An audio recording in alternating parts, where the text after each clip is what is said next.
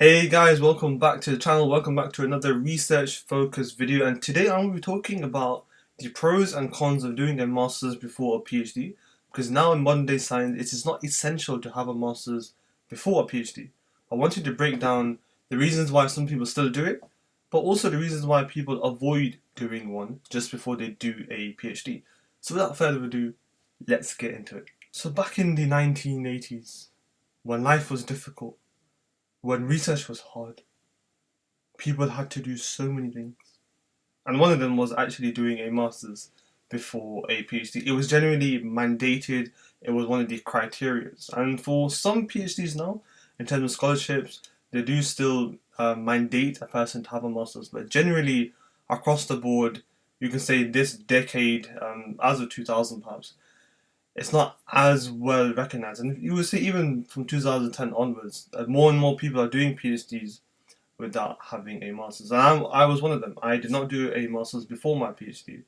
But in today's video, I'm going to show you the pros and cons. And I will still probably not do it, but I wouldn't be as rushed as I was before my PhD. So without further ado, let's get into the actual pros and cons of doing a master's before said PhD. So I like my dessert first, so let's go with the pros. And one of the key pros is that if you were to do a master's before your PhD, when you start your PhD, you can hit the ground running.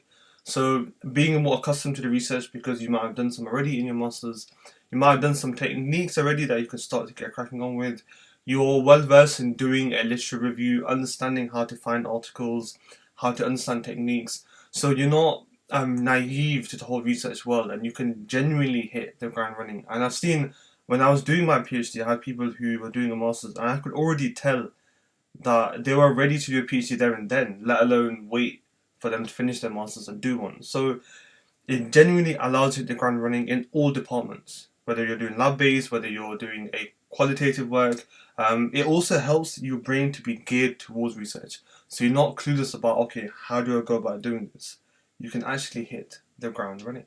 As with any job or any profession, it can be quite daunting. You can be nervous when you start a job because PhD is also can be seen as a role. So if you were to do a master's before, you're less anxious, less nervous, and by virtue, in most scenarios, become more confident. You're more eager to start because you're already kind of well tuned to that research lifestyle.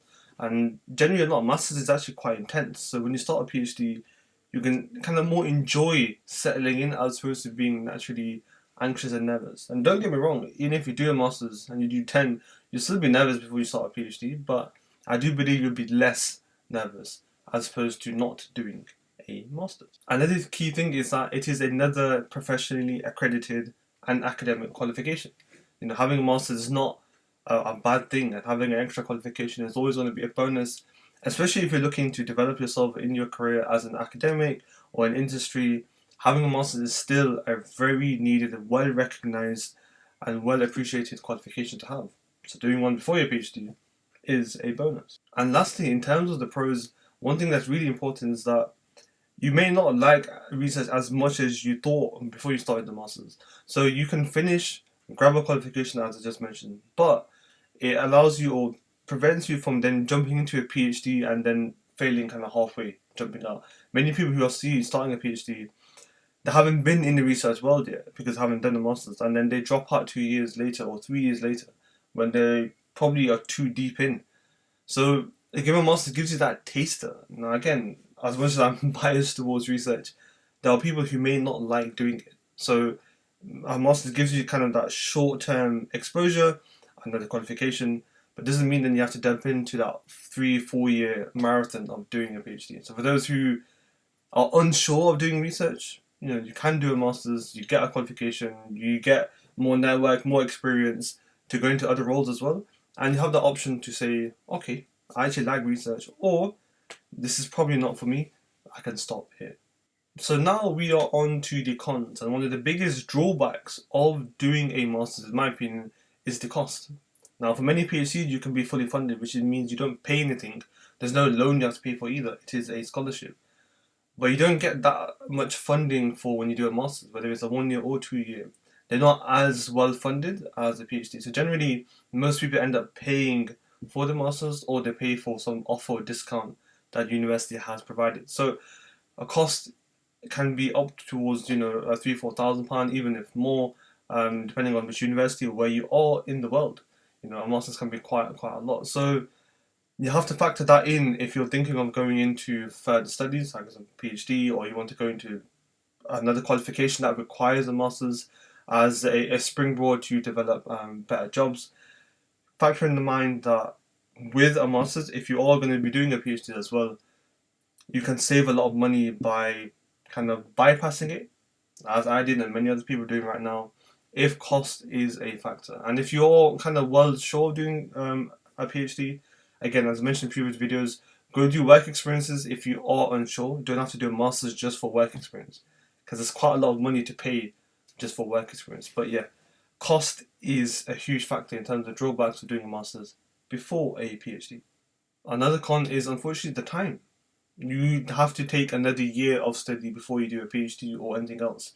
So as I mentioned about the cost being a factor, we know that time is money, and another year is another year. So it's quite self-explanatory. You have to take another year out, and that can be seen as a drawback, especially if you want to crack on with getting into research and developing further and further. Could you save a year potentially? Yes, in the grand scheme of things, a year is not much, but if you're looking to plan out your next few years, do you need an extra year of study where you can jump in straight into a PhD? So definitely factor that in. If you're thinking about cost, also think about the time as well. Now this con is something I've seen from my experience of being a PhD student, now a postdoc, now a supervisor. I've seen this a trend which is unpleasant to say the least, where a lot of people who do a master's end up becoming kind of lab rats, as we call it, lab assistants, where they're supposed to be taught and supposed to be developed and grow, but they end up being just kind of lab assistants to fill in gaps in a PhD student's project.